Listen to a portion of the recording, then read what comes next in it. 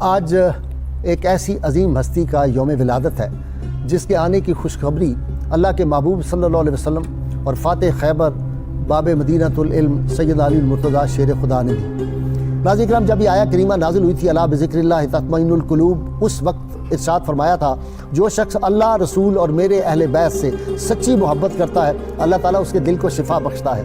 اور امام حسین علیہ السلام نے فرمایا جو ہم اہل بیت سے محبت کرے گا اللہ کریم اس کی زبان سے حکمت کے چشمے جاری کرے گا اور اس کے دل میں ایمان ہمیشہ تر و تازہ رہے گا۔ وہ شخص نورانیت کا حامل ہوگا جو اہل بیت سے سب سے زیادہ محبت کرنے والا ہوگا، اور جو میرے اہل بیت سے محبت کرتا ہے اللہ کریم اسے ایک نور عطا کرتا ہے جو حوض کوثر تک اس کے ساتھ رہتا ہے۔ ناظرین ہم آج اہل بیت اطہار کی جس شخصیت کا ذکر کرنے کی میں اور میرے اسکالر حضرات سعادت حاصل کر رہے ہیں، ان کے بارے میں یاسین اجمل چشتی نے بڑی خوبصورت بات کہی تھی کہ سجا امامت کا تاج ان کو ہے سب فقیروں کی لاج ان کو، جو اولیاء کے بھی دل ربا ہیں امام ایسے علی رضا ہیں۔ اللہ کریم نے ان کو یہ صلاحیت بخشی تھی کہ یہ جانوروں کی بولیاں بھی جانتے تھے، یہ پرندوں کی بولیاں بھی جانتے تھے، یہ شجر و حجر کی بولیاں بھی جانتے تھے، اور دنیا بھر کے تمام دنیا کے ممالک کے رہنے والے مختلف زبانیں بولنے والے لوگ جو تھے ان کی زبانیں بھی جانتے تھے۔ جو شخص جس زبان میں بات کرتا تھا اسی زبان میں جواب دیتے تھے، اور کمال یہ ہے کہ ایک شخص آیا اس کی زبان کچھ اور تھی، اس سے اسی زبان میں بات کی، جانے لگا تو ان سے درخواست کرنے لگا جناب مہربانی فرمائیں مجھے عربی کا بڑا شوق ہے، مجھے عربی نہیں آتی۔ آپ نے اسی وقت ہاتھ اٹھائے، دعا دی اور وہ فر عربی بولنے لگا جیسے اہل زبان ہوتا ہے۔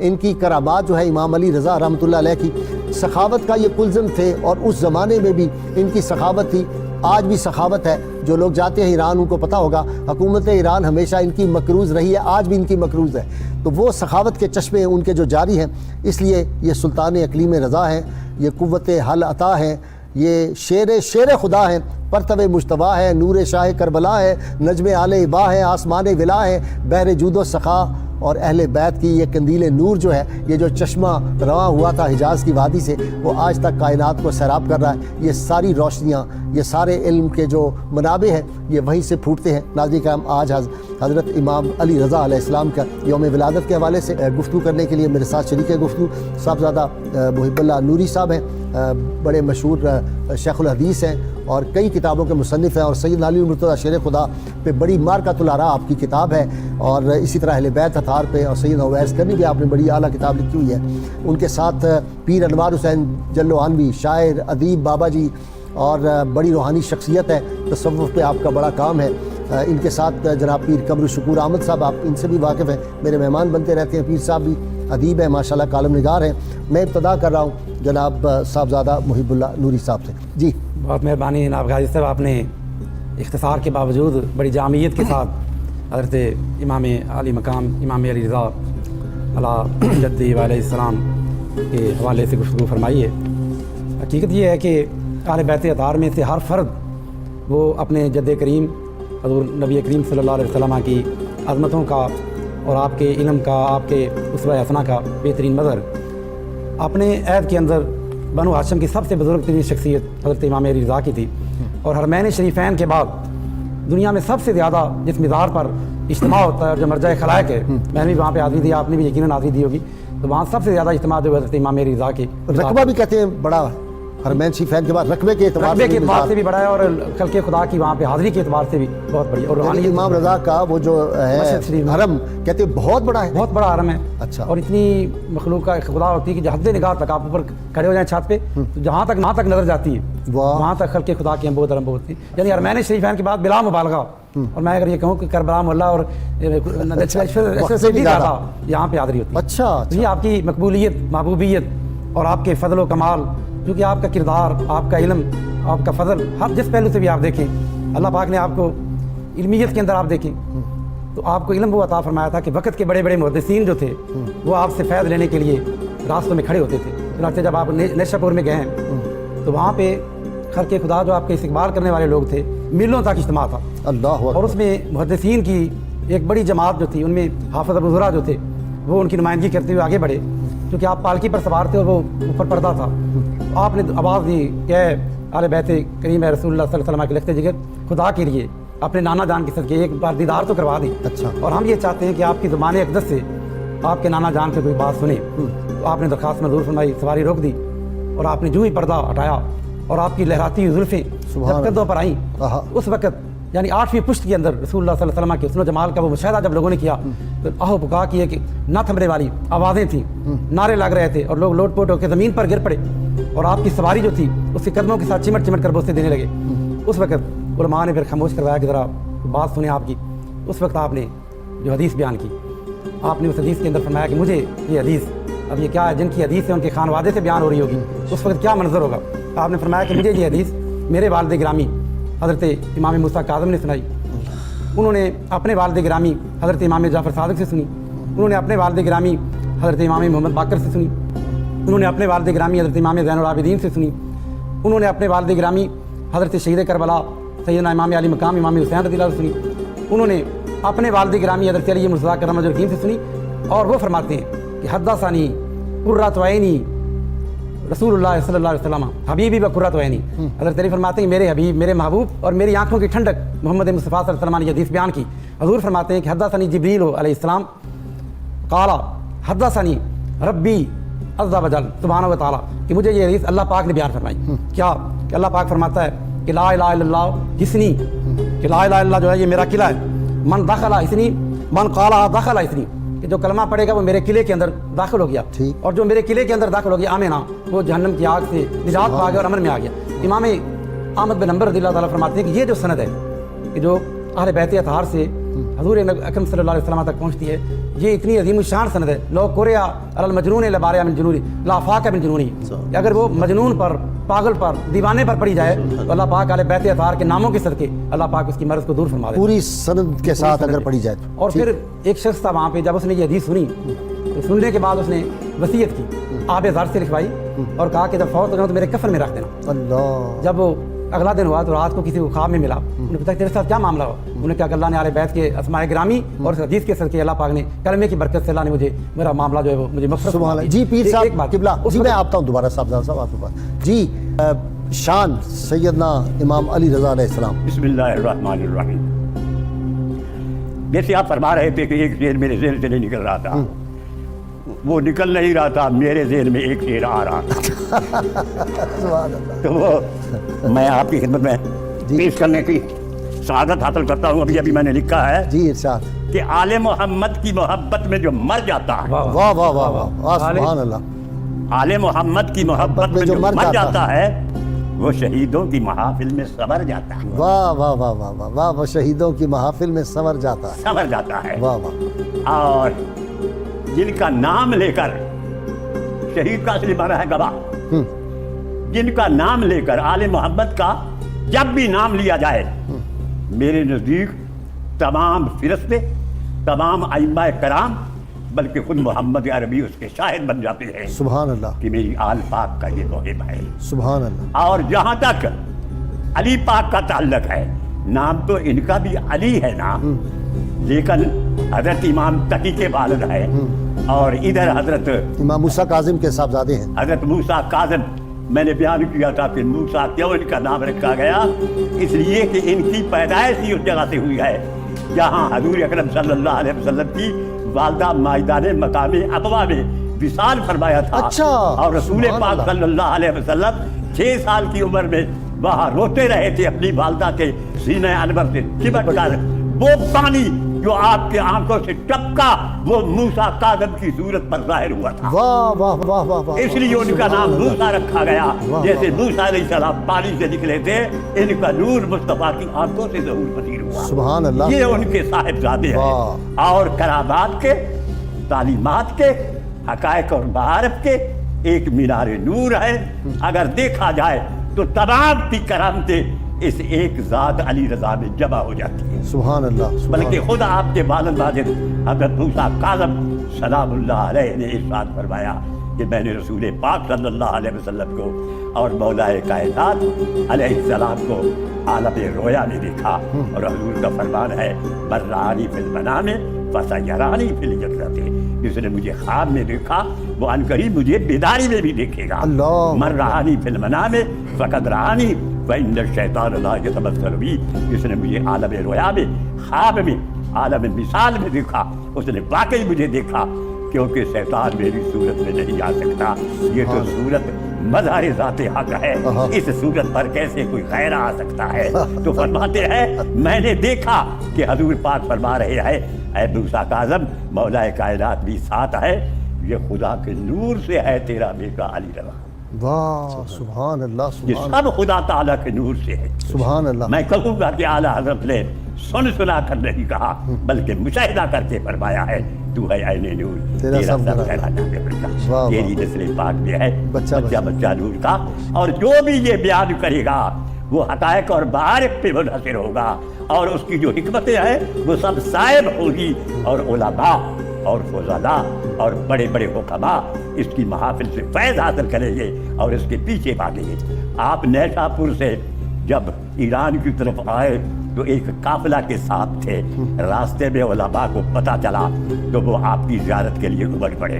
الحمدللہ کہ وہ ایسے علماء اس وقت تھے جو بزرگان دین اور اہل بیت اطہار کی زیارت کے لیے امڑ پڑتے، جو ان کا شوق رکھتا ہے اصل میں وہ آل کا شوق نہیں ہے، وہ اس ذات کا شوق ہے، جس ذات کے ساتھ وہ منسلک ہے اور جس ذات کا نور ان کے رگ و پائے میں تمام کائنات کو منور کرتا ہے۔ سبحان اللہ۔ ہوا یہ کہ جب وہ ہزاروں کا مجمع تھا آپ سوار تھے، ارے براق کے سوار کے نور تھے، واہ جب یہ سواری کرتے ہیں تو لوگوں کو معلوم ہوتا ہے کہ یہ ایک اسب پر یا ایک سواری پر سوار ہے، حالانکہ وہ سیر فلہ کر رہے ہوتے ہیں، سیر اللہ کر رہے ہوتے ہیں، سیر محلہ کر رہے ہوتے ہیں، اور اس مقام پر پہنچتے ہیں جہاں خواب و رفا ہو، خواب و علماء ہو، ان کا دماغ بھی نہیں پہنچ سکتا۔ جیسے رسول پاک سیر کرتے ہیں تو سیمرغ فہم ایج کا سبب بھی یاد رکھ، آج آپ کے تو ببال کرامت پڑی رہی۔ مولانا عبدالرحمن جامی فرماتے ہیں کہ نبی کے خیال کا سیمرغ بھی وہاں نہیں پہنچ سکتا جہاں یا رسول اللہ آپ وجود جسد انصری سے تصدیق۔ سبحان اللہ سبحان اللہ۔ ہر یک مقدر خیز بجائے رسید آج آ کے جائے نہیں تو آجا رسید آئی یا رسول اللہ۔ ہر ایک نبی اپنی اپنے مقام کے مطابق اپنے اپنے مقام پہ پہنچا، لیکن جہاں آپ پہنچے وہاں مکان ہی نہیں، یا لا مکان والا ہے یا تیرا تو مکان والا۔ غالب ثنائے خواجہ بیزدان گذاشتیں کہاں ذات پاک مرتبہ دانے محمد، اسی کو پتہ ہے اس کے محبوب کی عظمت و رفت کیا۔ جی پیر صاحب ایک شعر ہے میرے بات صاحب کا، اسی کے مطابق میں کہہ دیتا ہوں، نہ تو عرفائے زمانہ میں نہ علماء میں کہیں جو ملی مجھ کو فراست تیرے دیوانوں میں، جلوال بھی فرما رہے ہیں جو ملی مجھ کو فراست تیرے دیوانوں میں، کیا ضرورت ہے تیری مدح و ستائش کی غلام جب خدا خود ہے محمد کے صدا خانوں میں۔ سبحان اللہ جی سبحان اللہ جی۔ بسم اللہ الرحمن الرحیم۔ حضرت امام علی رضا علیہ السلام ائمہ اہل بیت اطہار میں سے 8ویں امام ہیں اور آپ اسم مبارک کے اعتبار سے تیسرے علی ہیں۔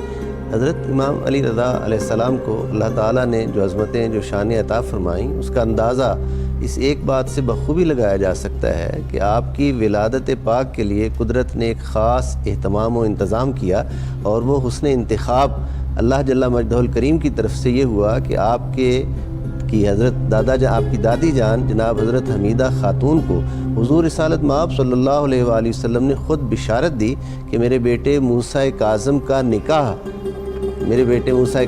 نکاح نجمہ خاتون سے کرو، اور اس پاک بی بی سے ماریہ قبطیہ رضی اللہ تعالیٰ عنہ ام المومنین کا خاندان جو تھا، جی ان سے نکاح کرو، اور ان سے پھر اللہ تعالیٰ نے حضرت امام علی رضا علیہ السلام کو اس دنیا میں بھیجا۔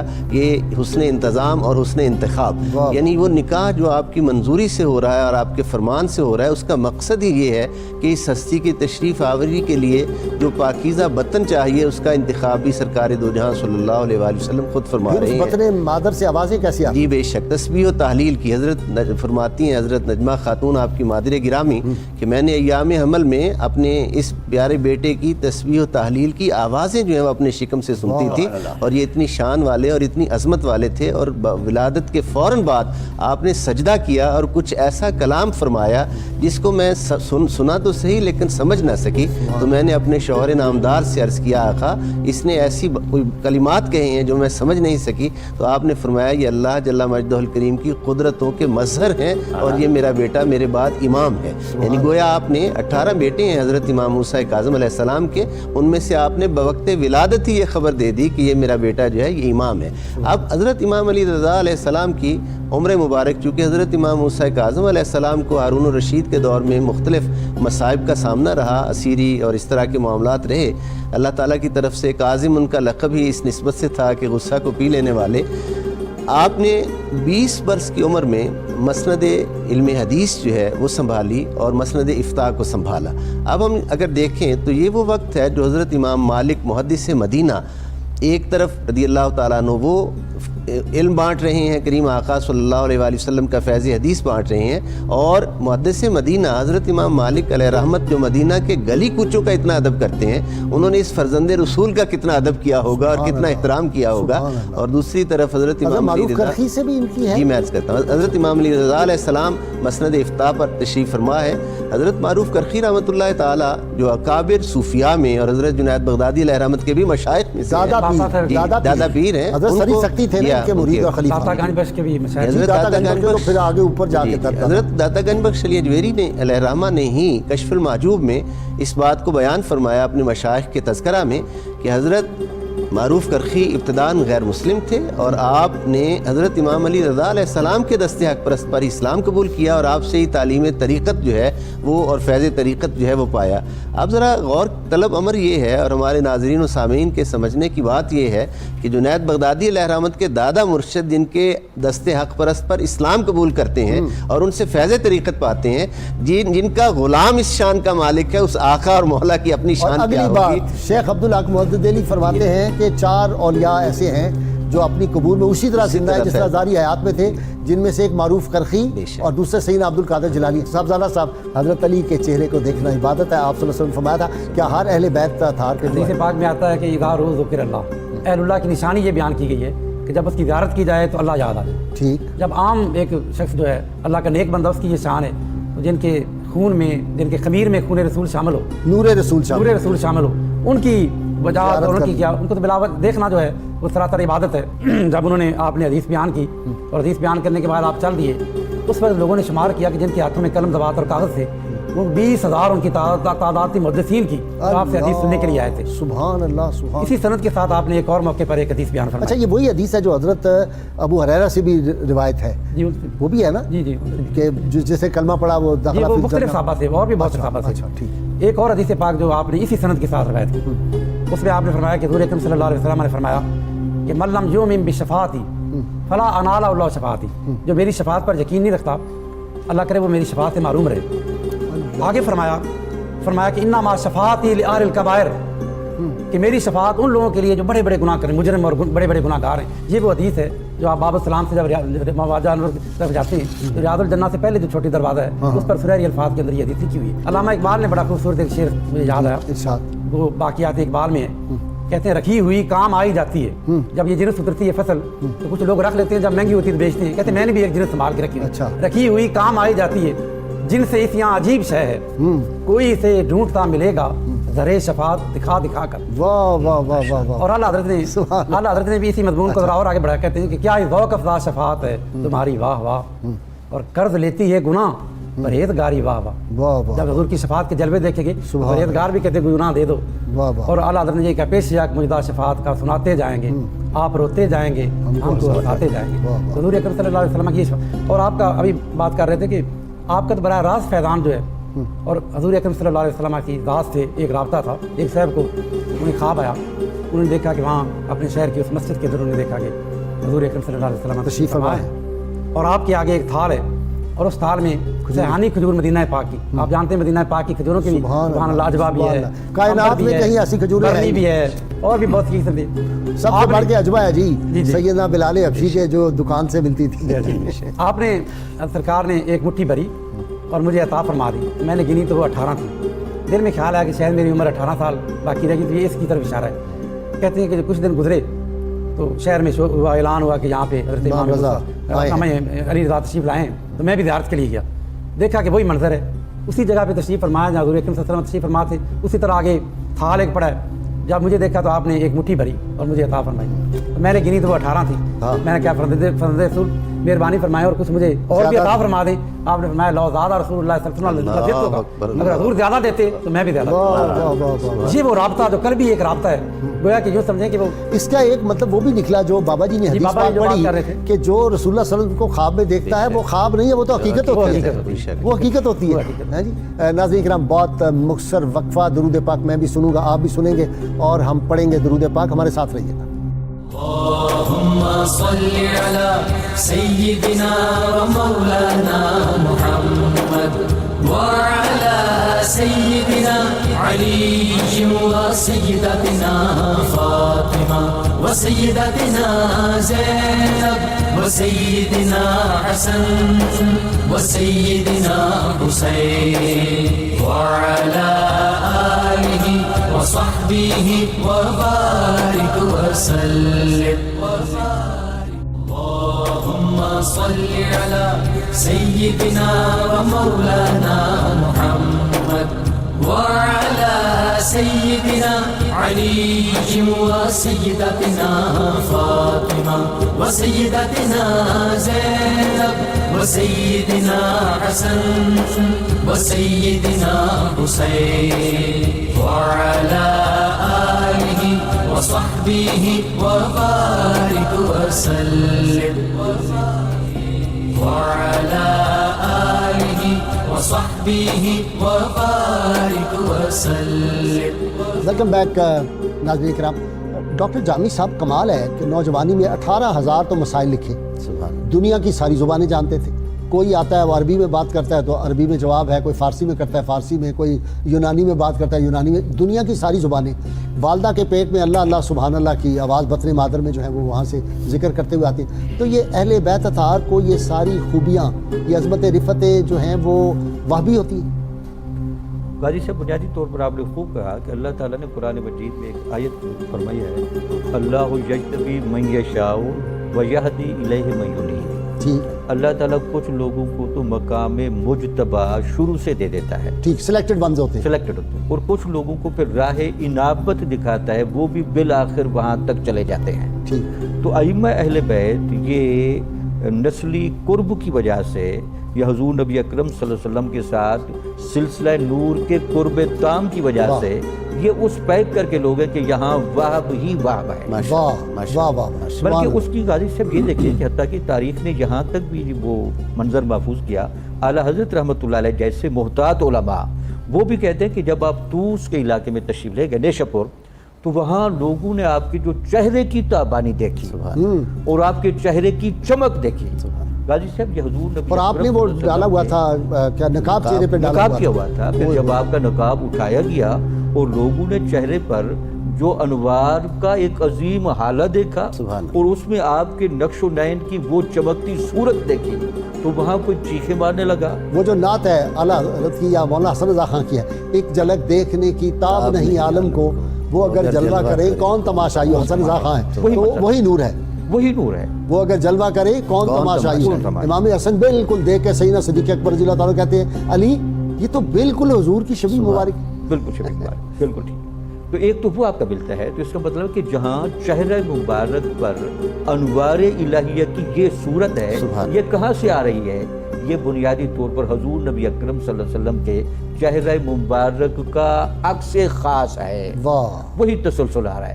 اب دیکھیں چہرہ مبارک کی جو زیارت ہے وہ کتنی بڑی نیکی ہے اور کتنا مقصود ہے اسلام میں, کہ سیدنا صدیق اکبر رضی اللہ تعالیٰ عنہ نے غار ثور میں جو چہرہ اقدس کی زیارت جس قربت سے کی, اس نیکی کا مطالبہ حضرت عمر ان سے پوری زندگی کرتے رہے کہ وہ 3 دن اور 3 راتیں مجھے دے دیں, میری ساری عبادتیں آپ رکھ لیں. اس نے مصطفیٰ کے سارے جلوے اپنی آنکھوں میں سمیٹ لیے تھے ان 3 راتوں میں, اور اس کے اثرات رسول.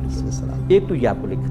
پھر اس کے بعد غازی سے اس عقیدے کی طرف بھی میں آ جاؤں. یہ جو حدیث مبارکہ میں امام احمد بن حنبل نے یہ جو قاعدہ لکھا ہے کہ جس حدیث کی سند میں ائمہ اہل بیت کے الفاظ ہیں اور وہ سند مرفوع حضور نبی اکرم صلی اللہ علیہ وسلم تک پہنچے, اگر وہ کسی مجنون پر, دیوانے پر پڑھ دی جائے جس کا دماغ ظاہری طور پر خراب ہو, تو وہ صاف ستھرا ہو جاتا ہے. جی سیدنا امام علی رضا رضی اللہ تعالیٰ. میں جامی صاحب کے ایک جملے پر اسی پر جو امام احمد ابن حنبل نے فرمایا کہ اگر کسی دیوانے پر پڑھ دی جائے تو وہ صحت یاب ہو جائے، تو میں یہ کہتا ہوں کہ جو اللہ تبارک و تعالیٰ نے جن کو علم کی دولت عطا فرمائی ہے ان کو چاہیے کہ وہ بھی اس سند کی تلاوت ضرور کیا کریں تاکہ اللہ تعالیٰ اس کی برکت سے ان کے علم میں اضافہ فرمائے. بہت اچھا. صحیح فہم عطا فرمائے. حضرت امام علی رضا رضی اللہ تعالیٰ عنہ آپ کے بارے میں یہاں تک ہے، دیکھیں اہل بیت کی نسبت اتنی بڑی ہے کہ لوگ تو پیروی بھی کرتے ہیں، محبت بھی کرتے ہیں، لیکن اللہ تبارک و تعالیٰ نے ان کو یہ شرف عطا فرمایا ہے کہ اگر ضرورت ہو تو ہوائیں بھی ان کی تائید میں چلا کرتی ہیں. واہ سبحان اللہ سبحان. حضرت علامہ جامی نے یہ بات لکھی ہے، واقعہ انہوں نے ذکر کیا جس وقت مأمون نے آپ کو اپنا ولی عہد مقرر کیا تو اس کے دربار کے کچھ لوگ ایسے تھے جو حسد سے جل گئے. پہلے جس وقت حضرت امام علی رضا رضی اللہ تعالیٰ عنہ دربار میں تشریف لایا کرتے تو وہ آگے بڑھ کے استقبال بھی کرتے کھڑے ہو کر اور پردے بھی ہٹایا کرتے تاکہ آپ بغیر رکے دربار میں داخل ہو جائیں.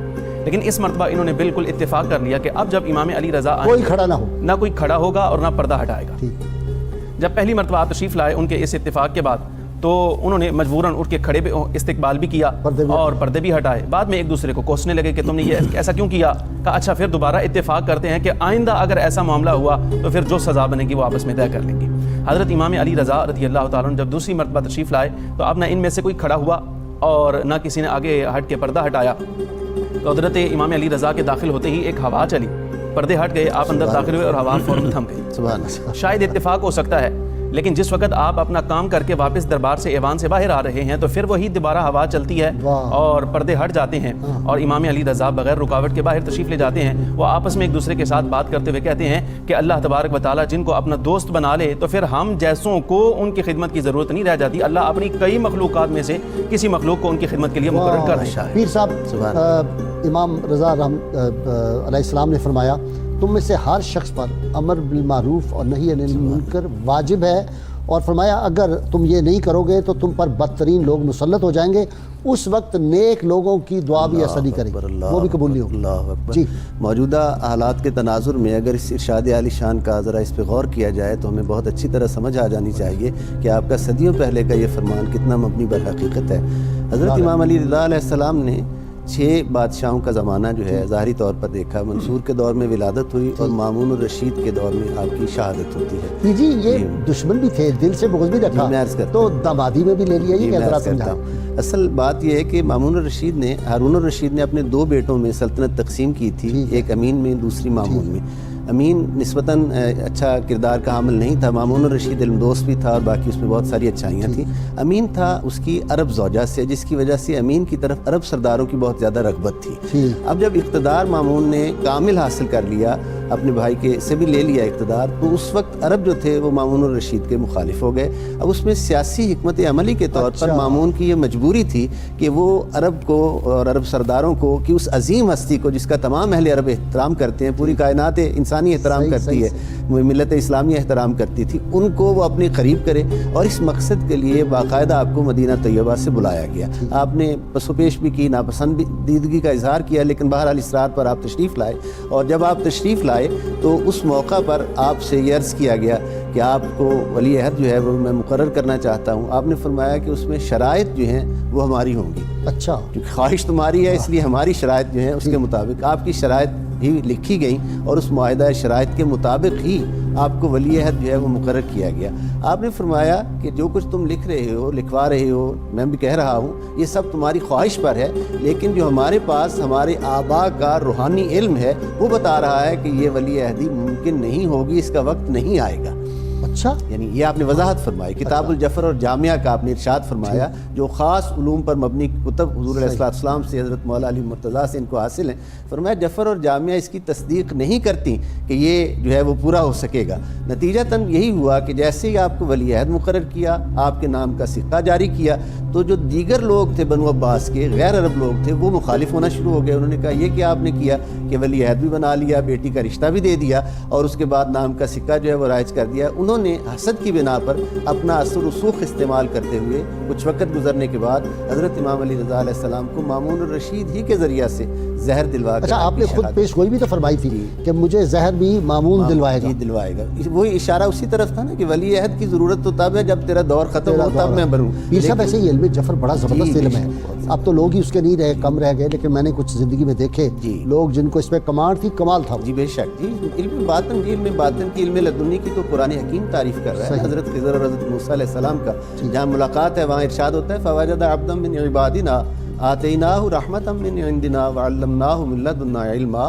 بس انہوں نے پا لیا ہمارے بندوں میں سے اس بندہ خاص کو جسے ہم نے اپنی رحمت میں سے کچھ حصہ دیا ہے اور علم باطن میں سے کچھ حصہ عطا فرمایا ہے. اچھا جی, اپنا کہتے ہیں کہ آپ کی خدمت میں جب لوگ آتے تھے تو سوال کرنے سے پہلے ان کا سوال پورا کر دیا جاتا, یعنی جو وہ دل میں لے کے آتے تھے. اور وہ ایک بڑا مشہور واقعہ ہے کہ پودینہ, نمک اور 2 اور چیزیں, آپ نے ایک آدمی کی زبان جو تھی وہ اس کو فالج ہو گیا, فریز ہو گئی تھی, تو آپ نے اس کو خواب میں جا کے یہ باتیں بتائیں, تو وہ کچھ دیر بعد حاضر ہوا اور اس نے آ کے پھر دوا کا کہا تو آپ نے وہی بتا دیا, کہا وہ جو پہلے بتائی تھی وہی چیزیں تمہیں, اور اس کو شفا ہو گئی. تو یہ کیا علم ہے کہ بھائی آئے سائل اور پہلی پتہ ہے؟ اس بات تو قرآن مجید میں موجود ہے, فاتقوا اللہ ویعلمکم اللہ. تم تقوی اختیار کرو, اللہ تعالیٰ تمہیں علم دے گا. جی. امام غزالی نے اور ابن عربی نے اس سے یہی ثابت کیا کہ جس کو آپ کشف کہتے ہیں, بصیرت کہتے ہیں, وہ یہی ہوتی ہے کہ یہ لوگ تقوی میں چونکہ کامل ہوتے ہیں اور ان کو تقوی تو من جانب اللہ پہلے سے واہب ہے طہارت ازلی کی وجہ سے, تو ان کے سامنے کہا جائے یہ ساری چیزیں کلیئر ہوتی ہیں. اتقوا من فراست المومن, اتقوا من فراست المومن فإنہ ینظر بنور اللہ. اچھا, اس کے پیچھے اس کی آنکھ نہ دیکھو, اس کے پیچھے اللہ کے نور کی تائید دیکھو. اس کو اللہ کے نور کی تائید, اللہ سے کوئی چیز غائب نہیں. تو جب اللہ تعالیٰ کا خاص کرم ہو جائے تو ان لوگوں سے بھی کوئی چیز غائب نہیں رہتی. اسی لیے آپ بیٹھے تھے تو ایک آدمی جا رہا تھا اور وہ بڑا پریشان تھا اور دنیاوی مشغولیت میں تھا. آپ نے لوگوں کو اس کو ذرا بلائیں. وہ جب قریب آیا تو آپ نے کہا کہ یار کوئی وصیت وغیرہ کرنی ہے تو وہ وصیت بھی کر دے, اور اس کے علاوہ جس چیز سے بھاگنے سے مفر نہیں ہے تو پکڑا جائے گا. اس نے یہ بات نہ سمجھی. اس کے بعد 3 دن کے بعد اطلاع ملی جی وہ بندہ فوت ہو گیا.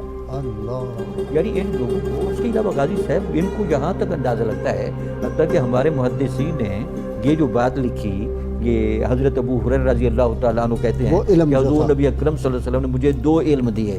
ایک علم تو وہ ہے جو میں پھیلاتا ہوں, دوسرا علم کہ اگر میں لوگوں سے بات کروں تو میری گردن کاٹ دیں. جی. حضرت امام علی رضا رضی اللہ تعالیٰ عنہ تک یہ بات پہنچی. آپ کا ایک شاعر تھا دعبل, اس نے 120 اشعار پر مشتمل حضرت امام علی رضا کا قصیدہ کہا اور شان اہل بیت اس نے بڑے اچھے انداز میں بیان فرمائی.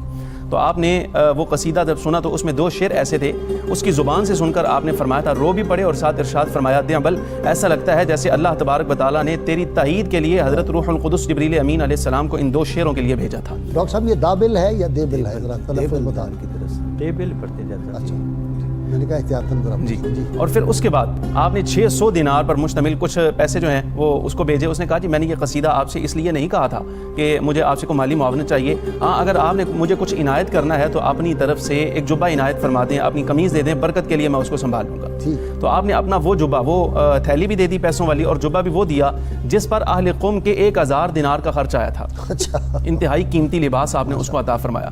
کچھ لوگوں نے آپ سے, اس شاعر سے مطالبہ کیا کہ یہ تبرک کے لیے تم ہمیں دے دو, انکار کر دیا اس نے. کچھ دیر تو وہ یہی رہا, جب سفر کرنے کے لیے نکلا تو لوگوں نے اس پر دھاوا بولا اور راستہ کاٹ کے اس سے وہ جبہ لے لیا. اور اس نے وہاں پر یہ بات کہی مجھ سے مال جتنا مرضی لے لو لیکن یہ جبہ دے دو. انہوں نے کہا ہم نے بھی اسی جبے کے حصول کے لیے تمہیں روکا ہے, ہاں اگر چاہتے ہو پیسے بھی ہم تمہیں دے دیتے ہیں, 1000 دینار اس پر خرچ آیا نا وہ ہم تمہیں دے دیتے ہیں اور ساتھ تبرک کے لیے اس جبے کا کچھ حصہ دے دیتے ہیں, لیکن پورا جبہ امام علی رضا کا برکت کے لیے ہم اپنے پاس رکھیں گے. اس کی وجہ یہ ہوتی ہے کہ لوگوں کو یہ چاہتا ہے کہ جس وقت ہمارا انتقال اور وصال ہو جائے نا تو ہم قبر میں کچھ تبرکات لے کر جائیں. صحیح. تو یہ دیوبند کی بھی یہی خواہش ہوگی اور باقی لوگوں کی بھی. اور پھر امام علی رضا رضی اللہ تعالیٰ عنہ نے جو پیشگوئیاں فرمائی ہیں, غیبی خبریں, چونکہ صاحب کرامت ہیں, صاحب نظر ہیں, آپ نے ہی ایک عزیز کے بارے میں ارشاد فرمایا. کچھ بیٹھے تھے علوی, وہ خاندان سے تعلق رکھتا تھا, وہ جوان جب سامنے سے گزرا تو ظاہری حالت اس کی انتہائی فقر والی تھی. تو جو ساتھ بیٹھے تھے حضرت امام علی رضا کے, وہ پریشان ہوئے کہ یہ علوی خاندان سے تعلق رکھتا ہے لیکن اس کی حالت بڑی غیر ہے, فقر ہے اس پر. تو آپ نے فرمایا اس کے فقر پر نہ جاؤ, کچھ دن انتظار کرو, اللہ تبارک و تعالیٰ وہ جس کو پنجابی میں کہتے ہیں نا کہ حال کے اعتبار سے لہرے بہرے کر دے گا اس پر. تو وہ کچھ ہی دن گزرے تھے, اس کے لیے مدینہ منورہ کی گورنری کا اعلان ہو گیا, نام اس کا قرہ نکل آیا اور دیکھا گیا کہ وہ خدام اور لباس اچھا, پیسے اور بڑی جاہ و حشمت کے ساتھ وہ جب سامنے سے گزرا تو حضرت امام علی رضا کا وہ قول ان کو یاد آ گیا جو آپ نے اس کے بارے میں ارشاد فرمایا تھا. بہت شکریہ شاہ صاحب آپ کا, آپ تینوں کا بہت شکریہ. قاضی کرام بہت مختصر وقفہ درود پاک سنتے پڑھتے ہیں, ہمارے ساتھ رہیے گا. صل على سيدنا ومولانا محمد وعلى سيدنا علي وسيدتنا فاطمة وسيدتنا زينب وسيدنا حسن وسيدنا حسين وعلى آله وصحبه وبارك وسلم. اللهم صل على سيدنا ومولانا محمد وعلى سيدنا علي وسيدتنا فاطمة وسيدتنا زينب وسيدنا حسن وسيدنا حسين وعلى آله وصحبه وبارك وسلم. وعلى آله وصحبه وبارك. ویلکم بیک ناظرین کرام، کتاب الشفا سے جی نسخے کا وقت ہو گیا. رنج و غم سے یہ نجات کا وظیفہ ہے. جو شخص نماز عشاء کے بعد سورہ یوسف کی آیت نمبر 68 اور 300 مرتبہ اس کو پڑھے گا، اس کو معمول بنا لے تو اللہ تعالیٰ اس کو ہر قسم کی فکر اور رنج و غم سے نجات عطا فرماتے ہیں. شرط یہ ہے کم از کم کوئی بھی درود پاک جو آپ کو آتا ہو 11 مرتبہ ضرور اس کو